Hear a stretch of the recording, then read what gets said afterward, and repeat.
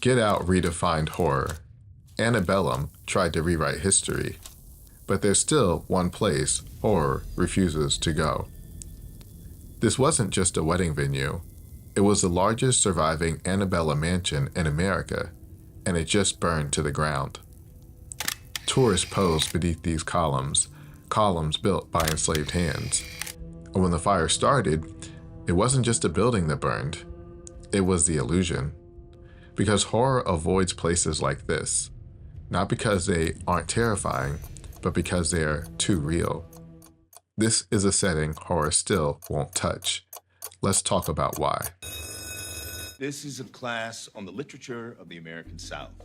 You're going to encounter some archaic thoughts, coarse language, but we're all adults here, and I think we can understand it within the context in which it's written. There's an unspoken rule in modern horror. Some places are just off limits. Not because they aren't scary, but because they're too scary, too real, too political. You can set a horror film in a suburb, an asylum, a cabin in the woods, but there's one place horror refuses to go. A place that should be the most terrifying of all, and yet it's almost never touched. Hollywood loves horror. It's turned neighborhoods into nightmares.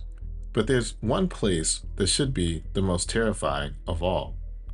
In this video essay, we analyze modern horror films like Antebellum and Get Out, alongside historical works like Gone with the Wind and Birth of a Nation. We'll uncover how history and horror collide, and why this untapped subgenre is one modern audiences don't even know they're hungry for. And in the process, we identify 3 essential characteristics that need to be present to create a new style of horror. Is Hollywood ready for the most terrifying setting of all? If horror is about reckoning with the past, then why have we ignored the one setting screaming for it? A haunted house is terrifying because of what happened inside it. The echoes of violence, the lingering spirits of unfinished stories. A plantation should be even more horrifying. And yet, instead of horror, Hollywood made them something else. Something softer. Something sanitized. How would we go about telling the story? And when a place like Nottoway, the crown jewel of plantation tourism, burns to the ground, maybe it's time to stop treating plantations like charming relics and start recognizing the horror they were built on. Hollywood's engagement with slavery has a history as contested as the plantation itself. It's challenging to pinpoint where this began, as the portrayal of plantations in horror films varies. Should we focus on slave narratives versus a lost cause? Should we talk about the difference between horror and Gothic literature? The Victorian mansion versus a plantation? What truly makes something scary? But first, we will explore all of these and more, and hopefully find a way to discern what would a film need to follow to make a horror film on a plantation work. Maybe it's not that we shouldn't make a horror film on a plantation. Maybe they just need to be executed in a way that we've not seen yet. How do we go from a place of terror to a place of tourism? This is not okay. And this is an 1830s slave cabin that is up on Airbnb as a bed and breakfast. Jill Scott, completely bewildered, very upset. Jill recently recounted taking a tour at a former slave plantation that she says was marketed as a cozy bed and breakfast. That people come from around the world to stay in. They offered me the slave quarters. I bet you wouldn't be going to no bed and breakfast at Auschwitz. So why do plantations get a pass? Chew on that. And yet, plantations, where generations endured unimaginable horrors, are repackaged as charming getaways. Maybe the real horror has already been rewritten. So if horror wants to confront truth, it has to start by tearing down the myths we've built. Myths that came from plantation fiction. For nearly 2 centuries, plantation fiction has turned sites of suffering into symbols of nostalgia. No film did this more successfully than Gone with the Wind. But Gone with the Wind didn't start this trend. It was just Hollywood's biggest blockbuster adaptation of a narrative that had been shaping America's memory for decades. And the fight over how plantations and slavery itself would be remembered began long before the first motion picture. Plantation fiction, also called plantation tradition, is a genre that romanticizes the pre-Civil War South. Think charming mansions, genteel families, and enslaved people treated like loyal servants. Basically, historical fan fiction that erases the horror. The first major work of plantation fiction, Swallow Barn, presented a nostalgic sketch of antebellum Virginia life. The novel dwells on the picturesque routines of plantation society, while also painted enslaved people as content and safe. But its author, John Pendleton Kennedy, may have thought differently.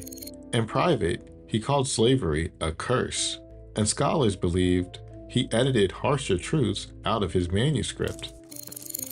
After Uncle Tom's Cabin lit a fire under abolitionist literature, pro-slavery writers pushed back with anti-Tom novels. Books that rebranded slavery as family, pain as loyalty, violence as virtue. And after the South lost the war, a new narrative emerged, the Lost Cause. From the 1870s through the mid-20th century, the Lost Cause framed the Confederacy as noble, the war as tragic, and slavery as benign. One of the most prolific voices in shaping this myth was Thomas Dixon. A North Carolina preacher turned novelist, Dixon was furious over Uncle Tom's Cabin, so he wrote a trilogy to justify slavery and reshape American memory. One of those books, The Klansman. It became the basis for The Birth of a Nation, Hollywood's first blockbuster, a film so influential it screened at the White House. President Wilson reportedly called it like writing history with lightning. And what does this have to do with horror? Everything. One of Hollywood's first major feature films wasn't just a distorted retelling of plantation life. It was a cultural event, a box office smash. To some white audiences in the South, Birth of a Nation was a nostalgic epic, glorifying the rise of the Klan. But to Black audiences living through night raids and racial terror, it was horror. This divide in perspective has existed since the dawn of cinema. Even the NAACP mobilized against Birth of a Nation, understanding the horror of how stories shaped memories. What one group sees as triumphant, another sees as terrifying. And this narrative didn't vanish after the film faded. The Lost Cause myth gained momentum through memorials, textbooks, and Hollywood. And that may be why the unspoken trope remains. Why horror has never fully reckoned with the plantation. In this video, we're breaking that rule. We're pulling back the curtain, because the unspoken trope in modern horror isn't just what's shown, it's what's avoided. Black storytellers didn't take this lying down. Oscar Micheaux, one of the first Black filmmakers, responded to Birth of a Nation with his own film, Within Our Gates. It tackled the messy truth of Reconstruction, even showing how colorism fractured white Southern families. The film was banned in many cities, but it fought back against the plantation myth. Even within the plantation fiction, Black writers carved out space for truth. In 1890, Charles W. Chestnut published The Gooford Grapevine, a folktale that critiqued Northern greed through folklore. You can watch our reimagining at the link above. And then there's Frank Yerby. In 1946, Yerby became the first African American to sell over 1 million copies of a novel, The Foxes of Harrow. He used all the tropes of plantation fiction, except one. His enslaved characters weren't caricatures.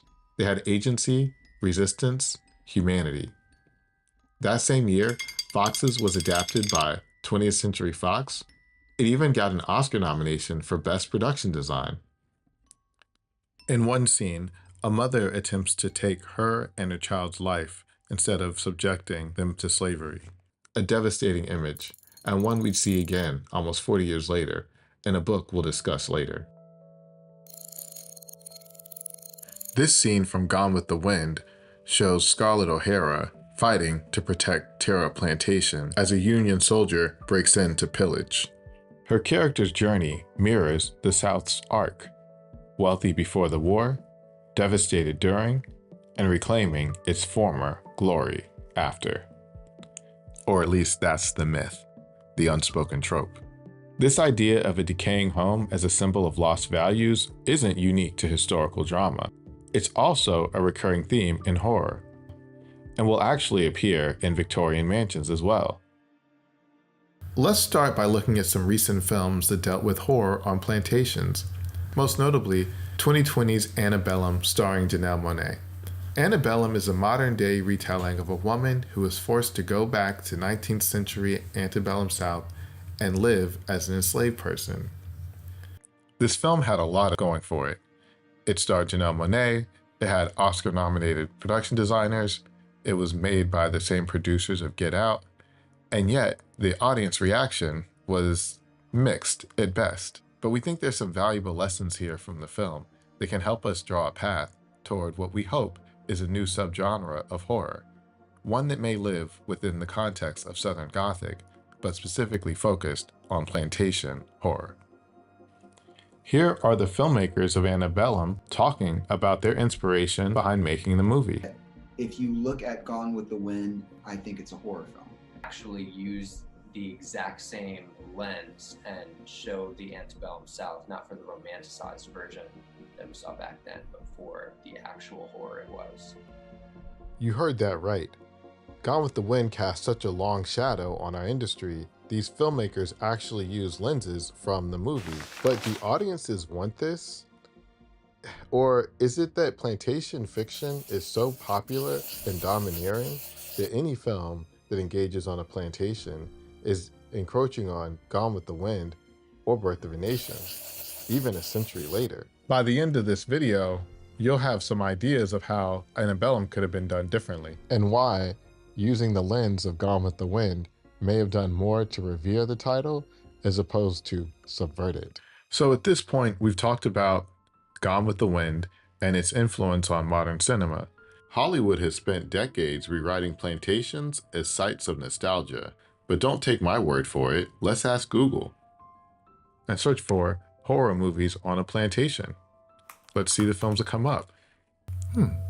Antebellum, Skeleton Key, I Walked with a Zombie. Okay, but do you notice something?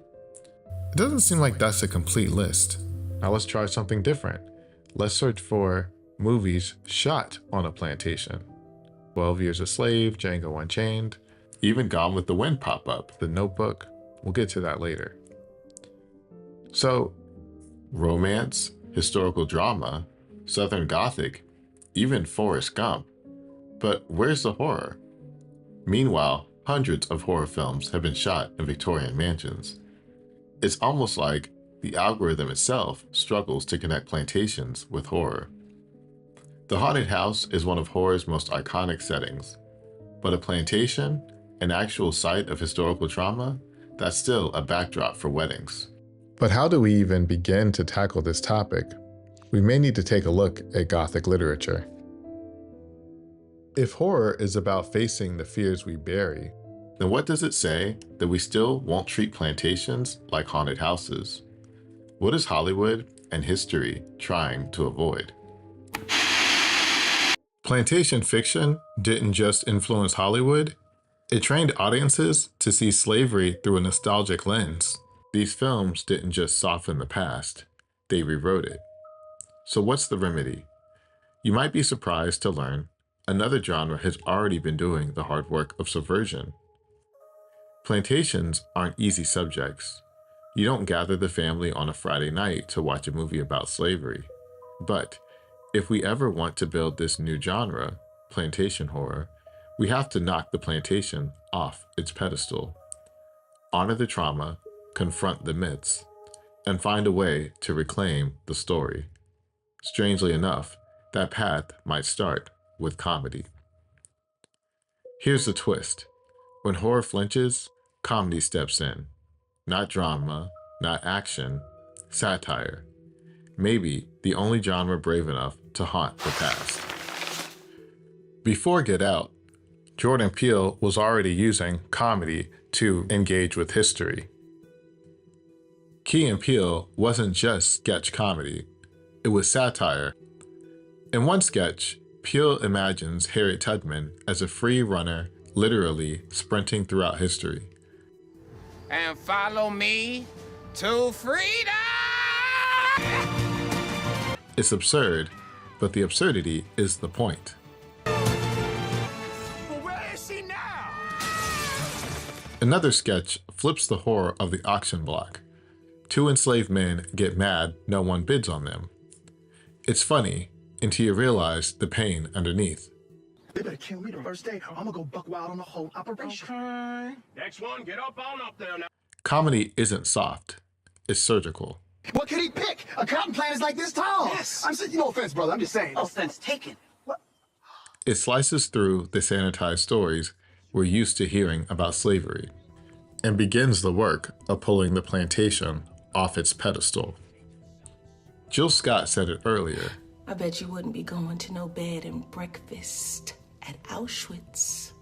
She's right. But other films, like Jojo Rabbit and Glorious Bastards, use satire and revenge to reframe historical trauma. They highlight the absurdity of evil while still confronting pain. So, could horror do the same with slavery? Could satire be the bridge? Turns out the blueprint already exists in horror itself. Get Out doesn't just use satire, it weaponizes it. The film takes the language of politeness, the I would have voted for Obama a third time liberalism, and twists it into a trap. Satire becomes survival. Wes Craven didn't just scare us, he bent reality. He gave us nightmare with rules. Watch this.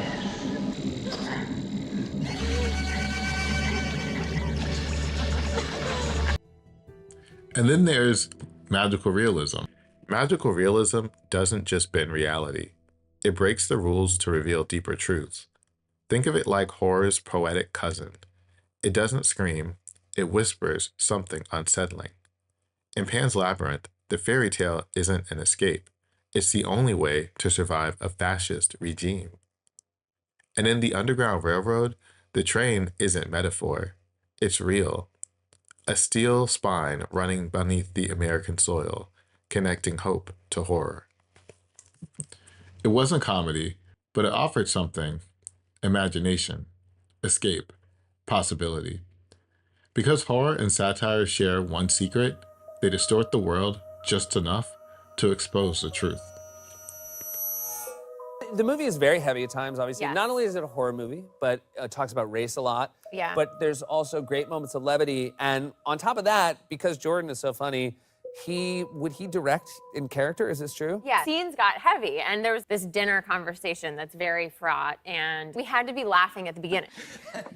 And Jordan could tell that we weren't laughing anymore. We started directing us as Obama. He started doing Tracy Morgan. Oh, that's the right order. Yeah. Which was perfect. Yeah. But there are perks to being directed by like a comedic genius. When you're doing like really serious, not so funny, organically stuff. We were talking about whether or not the movie is a comedy.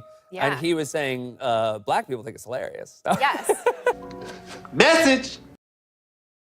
Jordan Peele wasn't the first to mix horror, comedy, and history. In 1940, Spencer Williams Jr., best known as part of Amos and Andy, wrote one of the earliest horror comedies to explore race, Son of Ngagi. Though directed by a white filmmaker, it was groundbreaking as one of the first black-written genre films with an all-black cast. And of course, there's a scary movie franchise by the Wayans family, a parody empire that showed satire could thrive even when horror flinched. But did you know the Amos and Andy radio show used music from The Birth of a Nation as its theme song? Yeah, look it up.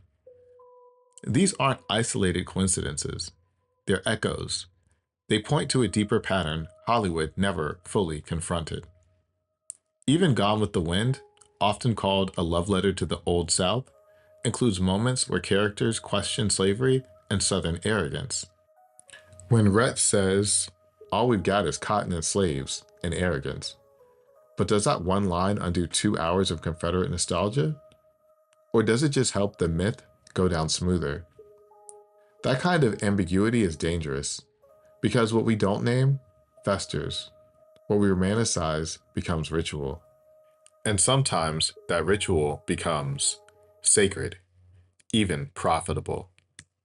Gone with the Wind, like Birth of a Nation, became a cornerstone of the lost cause. It wouldn't be until Glory in 1989, that Hollywood finally offered a mainstream Civil War story centered on the cause of emancipation. So why does all this matter?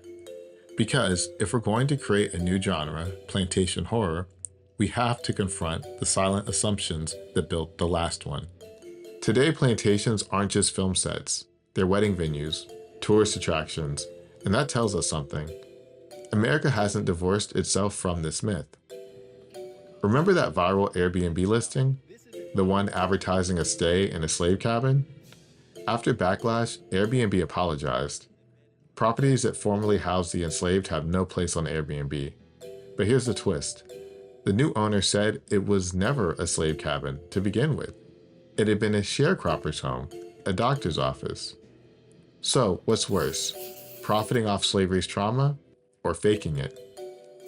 Before it was removed, the listing had glowing reviews. Guests called it magnificent. People willingly slept in what they believed was a slave cabin. This is the power of unchecked myths. When plantations are seen as rustic charm instead of traumatic sites, we let the myth live on. Plantation fiction doesn't just distort history, it turns places of terror into places of tourism. How do we unearth the past without turning pain into spectacle? Maybe the answer lies in the genre horror owes so much to: Gothic fiction. Gothic horror gave us haunted houses and cursed family myths. But what if it's been haunted by something else all along? The ghosts aren't just in the attic. They're baked into the stories we were told. We are still excavating, still unlearning, still rewriting. Because horror isn't just about the things that go bump in the night. It's about the systems that refuse to die. The same homes we romanticize are literally crumbling. Nottoway Plantation, once billed as the White Castle of the South, is now ash. Maybe horror doesn't need to invent a haunting. It's already here. We've talked a lot about how plantations are framed through romance, sweeping camera moves, elaborate weddings. But as Toni Morrison reminds us, this isn't just an aesthetic choice, it's a strategy. One of the ways nations would accommodate slavery's degradation was by brute force. Another was to romance it.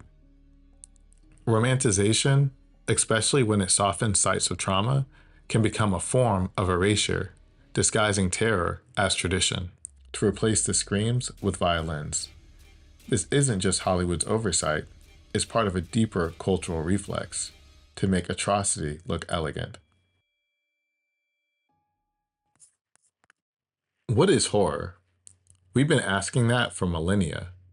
From ancient myths to modern campfires, it's how we confront the things we fear most. Death, the unknown, the things we don't see but feel crawling underneath. Modern horror, it owes much to Gothic literature. Those 18th and 19th century stories filled with rotting mansions, madness, and the unspeakable. John P. Kennedy, one of the earliest writers of plantation fiction, actually mentored a young Edgar Allan Poe. And Poe, he would go on to shape American Gothic horror. Gothic horror is all about dread and decay. Haunted houses, cursed families, buried secrets. Think the fall of the House of Usher. But Toni Morrison had a different read.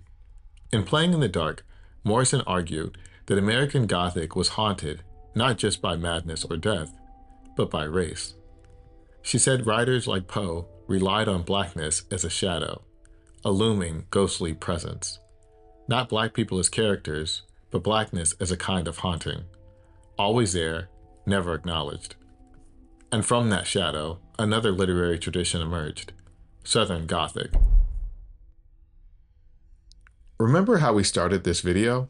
This is the opening of the 2023 Oscar-winning film, American Fiction. In American Fiction, a black professor gets suspended for teaching a Southern Gothic story. The kicker? A white student says she's uncomfortable with the N-word, even though it's from a Flannery O'Connor text he's assigned. Think that word on the board is wrong? That's the satire. But here's the sting. A black writer teaching a white author's racism gets punished for making the room uncomfortable. So, if Southern Gothic makes people flinch, imagine what plantation horror might expose. Southern Gothic is a uniquely American genre that combines a Gothic tradition with the specific cultural trauma of the American South. It's full of grotesque characters, moral decay, and crumbling aristocracy, but often skirts around the actual horror of slavery. Many of its early writers, William Faulkner, Flannery O'Connor, Tennessee Williams, were products of their time. They used racial tropes, they tiptoed around slavery, and even as they critiqued Southern society, they often preserved its myths. Southern Gothic rose in the shadow of real events, Reconstruction, Jim Crow, the Civil Rights Movement, but often buried the root causes of the region's decay. Kennedy softened slavery, Poe spiritualized it. Both treated blackness as the other, but never the center. We'll talk more about the other in horror with critiques from Robin Wood, Toni Morrison, and others later in this series. It's not just what we show, it's what we choose not to show. That haunting silence, it didn't stay in books, it followed us into the movies. Maybe that's why Hush Hush Sweet Charlotte can drench itself in Southern rot, but never name slavery. That silence, it's not accidental. It's the unspoken trope. As Morrison writes, this innocence is part of the construction of American whiteness, a way to disavow the truth while still feeding off its tension.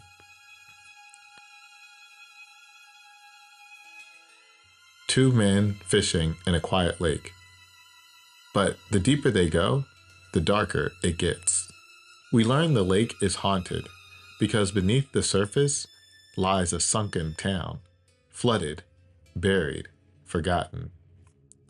The show is referencing Lake Lanier, a real reservoir in Georgia. In the 1950s, the government displaced over 250 families, moved 20 cemeteries, and submerged entire towns, many black, many erased. There's a folktale surrounding Lake Lanier. It's named after Confederate veteran and poet Sidney Lanier, that the U.S. Army Corps of Engineers built after flooding in 1956. It destroyed over 50,000 acres of farmland and displaced about 250 families, 15 businesses, and relocated 20 cemeteries, but local folklore says maybe they didn't. In this episode of Atlanta, Lake Lanier now claims 2 to 3 lives a year. And for locals, it's not just a lake, it's a graveyard, a curse, a haunting. I don't know what it was, man. I just feel like I was being pulled. It's a whole town underneath us. Get the hell out of here, man. That's what I'm saying. The horror we live with because we refuse to face it. That is what we mean by plantation horror. Not just ghosts, but metaphor.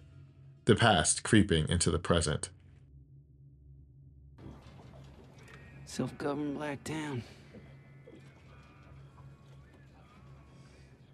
So, there are black people under us right now? Yeah, why you think so many people die around here every year? Because of drunk rednecks trying to fish at night, like you.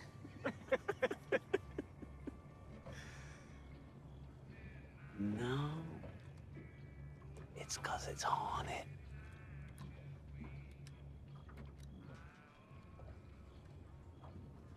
You really think it's haunted? A lot of souls down there. That's what pulled you under. Town full of black folk. They were almost white. Get the hell out of here, man. What are you talking about? They were almost white? White's not a real thing, right?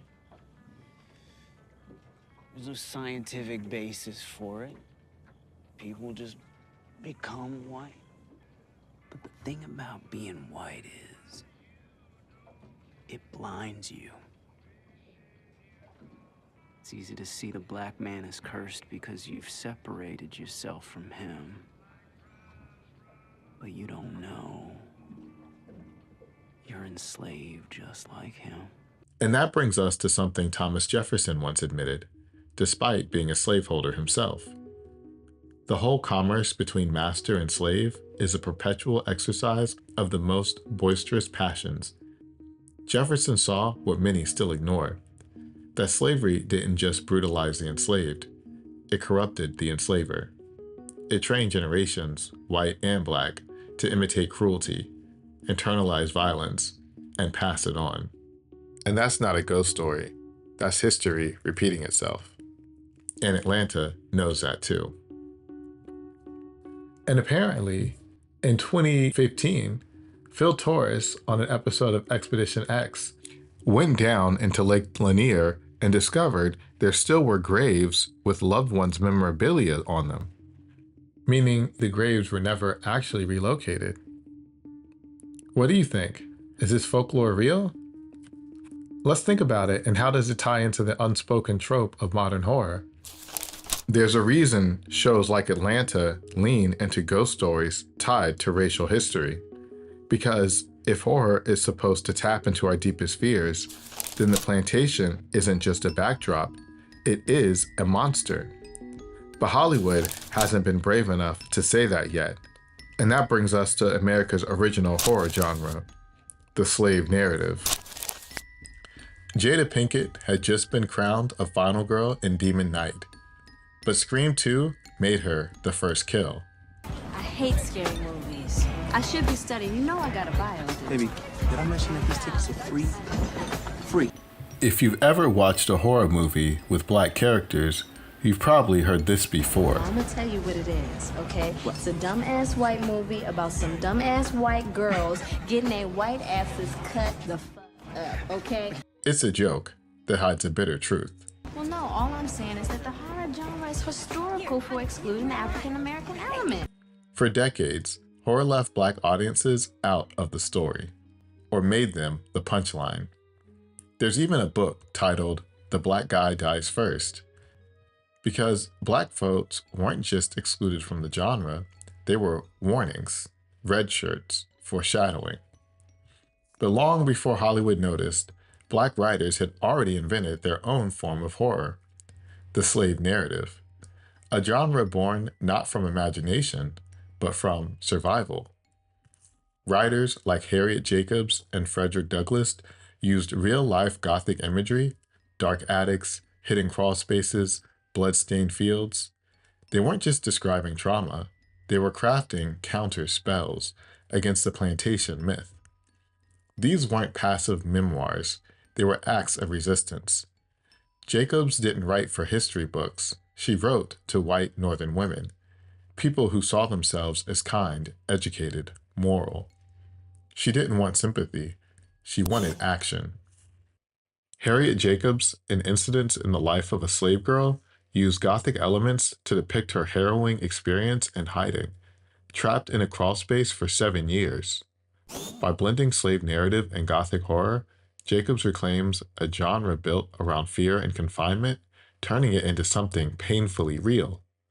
That fusion didn't just challenge literary tropes, it laid the groundwork for a new kind of horror, one that centers the voice of the oppressed. And this is where Toni Morrison takes it further.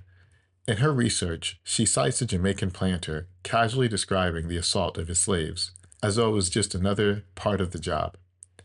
That casual evil, that is a real monster. And Morrison understood what Jefferson once reluctantly admitted. Slavery didn't just destroy the enslaved, it deformed the enslaver. And those twisted echoes live on. So when Atlanta tells a ghost story about a haunted lake, or when Jacobs hides in the attic, or when Toni Morrison writes about a mother who's haunted by her child. It's all warning us of the same thing. The true horror of America isn't just the violence, it's the stories we tell to justify it. That's why slave narratives were always about the other, and how white supremacy needed a monster to feel human. Horror thrives on mythology, and the South is full of it. But who gets to tell those stories? That's what makes a difference. The new subgenre we're proposing, plantation horror, isn't just about trauma. It's about agency. The horror isn't just about remembering trauma. It's about reclaiming it. Some of the most powerful stories don't just show the oppressed being haunted, it shows them haunting. What if horror didn't just remember the pain, but honored the survival? And if we start there, not with ghosts, but with the voices that outlived the real terror, we don't just get a horror movie, we get catharsis. What if ghosts weren't there to scare us, but to remind us they survived? Toni Morrison once said that America can't talk about race without talking about the other. And she meant it literally. But here's the kicker. In doing that, we become strange to ourselves. We become the monster in the mirror. I believe in putting the horror in the mind of the audience and not necessarily on the screen. As the film went on, there was less and less violence, but the tension in the mind of the viewer was increased considerably. Hitchcock got it. Horror isn't always what you see. It's what you're afraid you'll see. And the perfect place to play that fear? A Victorian mansion on a hill. Think Psycho, Hill House, Ready or Not. The Victorian mansion is horror shorthand. It tells us something wicked lives here, even before anything happens. But here's what most people miss. Victorian isn't a style, it's a time period. The 1800s, during Queen Victoria's reign, architects blended Italianate and Greek revival features into homes meant to scream wealth. These homes became symbols of excess, and by the 1930s, they'd fallen into ruin, the perfect stage for ghosts. But guess what else was built during that same period? Antebellum mansions. The word antebellum literally means before the war, and it refers to homes built between 1830 and 1860, primarily in the American South. Like Victorian homes, they were enormous, meant to display power, built on exploitation. And while Victorian mansions became haunted houses, plantations became wedding venues. One became a symbol of horror, the other a backdrop for romance. That's not because one is scarier than the other. It's because horror, like history, has selective memory. Of course, Victorian mansions weren't always seen as haunted. Some also became wedding venues, as films like Ready or Not show, blending opulence with unease. But unlike plantations, Victorian homes didn't have to be sanitized to become scary. In Ready or Not, a wedding unfolds inside a real Gothic revival mansion, Casa Loma, built just after the Victorian era, but echoing all its grandeur and gloom. It's a house where satire and slaughter share the same ballroom. Some homes in horror are haunted by secrets, others by systems. Take The Changeling. On the surface, it's a classic haunted house story. A grieving man moves into a Victorian mansion. But beneath the floorboards is something darker. A child was murdered, not out of rage, but out of inheritance. The family needed a new heir, so they replaced the boy with another, sent him to a British boarding school. He grew up to become a US senator. That's not just a ghost story. That's a story about protecting bloodlines, about rewriting identity to preserve legacy. Or take Get Out. It's not set on a plantation, but the house operates like one. The language of control is embedded in the space. From hypnotic gazes to auction scenes, Chris becomes a commodity, just with updated tools. Both films explore the same horror, domination dressed up as civility, violence hidden behind inheritance. These houses aren't just architecture, they're ideology. And yet, while Victorian mansions like the one in The Changeling become haunted by their past, plantations get treated like Pinterest boards. Here's a teaser. In an upcoming video, we'll explore how architecture became a tool of power, from Queen Victoria to King George, and how the influence of empire shaped mansions all over the globe. From Blink Twice to Ready or Not, we'll follow the final girl through these corridors of inherited wealth, and what happens when she realizes she's surrounded. These houses aren't just about architecture, they're about control. In Ready or Not and The Changeling, the mansion represents old power, and the horror comes when someone dares to disrupt it. But in The Plantation, like in Get Out, the design itself reinforces domination. Every hallway, every gaze, every vantage point is built to remind you who's watching and who's in charge. We'll dive deeper into our video on Ready or Not versus Blink Twice. Patreon subscribers see it first. But back to The Plantation. Let's rewind to 1925. Edward Hopper paints House by the Railroad, a looming Victorian home shadowed and still. Hitchcock sees it and builds a cycle house on top of it. The image becomes horror shorthand, the past looming over the present.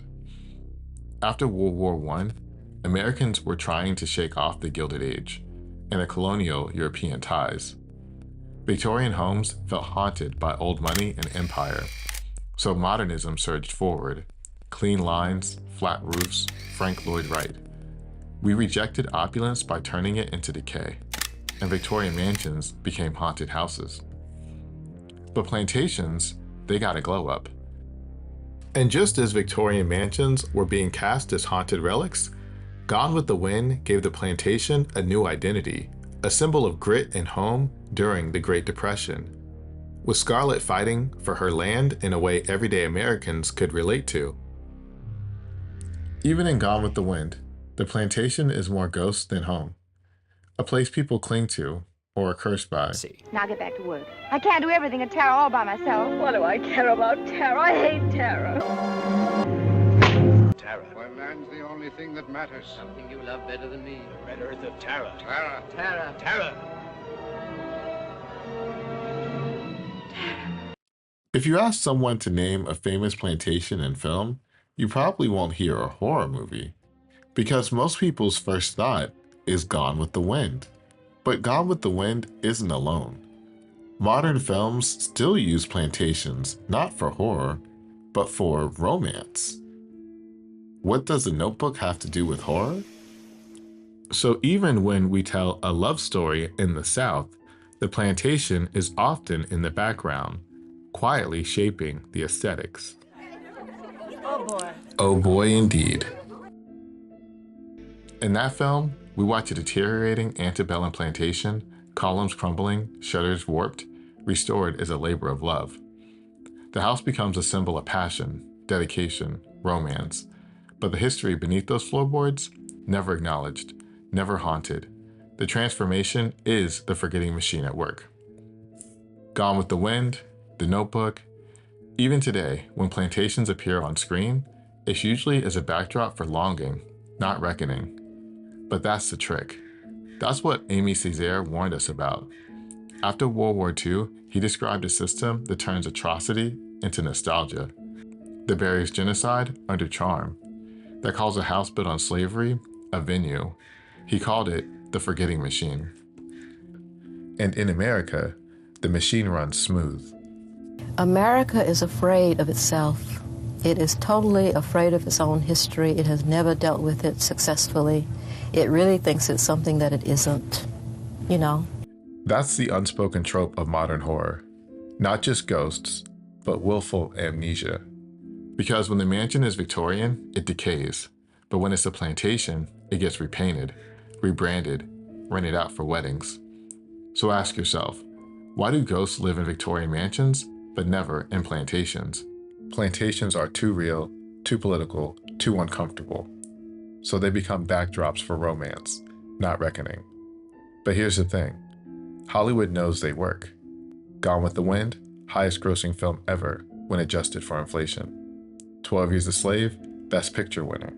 Django Unchained, Tarantino's biggest financial hit. Get Out, horror gold, Oscar history. So, why hasn't horror gone all in? Why is horror afraid of the most haunted place in America? And most importantly, what are we so afraid to remember? The fire at Nottoway burned the house, but not the myth. In part 2, we'll dig deeper. We'll analyze the films, the characters, and the monsters that horror refuses to show. And we'll build something new, a genre we call plantation horror. The ghosts are real, and they're not who you think. Thanks for watching The Legacy of Folktales, where we curiously examine history, movies, and folklore to give context. If you want to help our small channel, please consider subscribing and following for more videos. Until next time. The Nottoway Plantation fire happened shortly before we finished the video, so we'd like to add a little epilogue to part 1 that acknowledges some of the reactions to the Nottoway Plantation fire. Enjoy. Something paranormal is happening in this photo. If you don't know, this is the Nottoway Plantation that is going up in flames, or went up in flames, because it is gone, it's charred.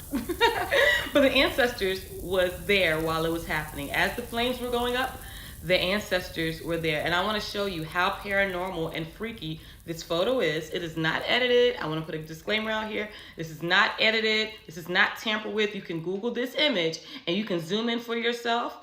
And I'm going to zoom in right here where the archways are, where the flames are happening, and show you that the ancestors was in attendance. Look at this. I can't make this up. Again, this is unedited. Do you see 2 figures in the archways? Like, I can't make that up. And so when I seen this, I was like, oh my gosh, there's spirits in that plantation.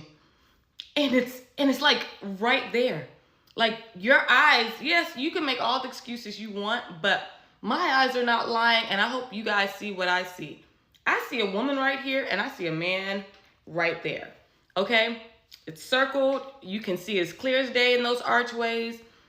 I know there's people that's going to dispel it, and that's fine. There's always going to be people who are skeptical, but I see very clearly with my 2 eyes, I see 2 spirits. It might be 2 ancestors. I know it's 2 ancestors, and they wanted to be a witness to the flames of this place going down, okay? This is a cursed plantation. All plantations are cursed, but they wanted to witness this going down, okay? So tell me what you guys think. But yeah, the ancestors were there singing This Little Light of Mine. I'm gonna let it shine. They were there. They were in attendance right here. Plantations romanticized, and then Auschwitz is held with like deep respect, sacred ground, right? You would never get married there. That sounds insane, me just saying that, right? Huge plantation burnt down in Louisiana this morning. It got me thinking. Nottoway was a staple in White Castle. I mean, everyone from all over the world came here to tour Nottoway. Just the history. I mean, this was built, in the Civil War. It stood this whole time, and now to see it just burned down, it's really sad. Everybody have their own opinions on Nottoway, but it is, it is White Castle. It's one of the biggest slave plantations in Louisiana. It's historical. As White Castle, we have to think about the people, who was providing for the... I used to be a tour guide at Nottoway Plantation. Nottoway was not talking about history properly. They regularly threatened my job because I was, quote, too emotional about the historical context and slavery there. I was... Call it a coincidence, call it whatever you want. Annabelle, one of the most haunted and demonic things on this planet, is on tour. And it was just in New Orleans, Louisiana. And you won't believe what happened.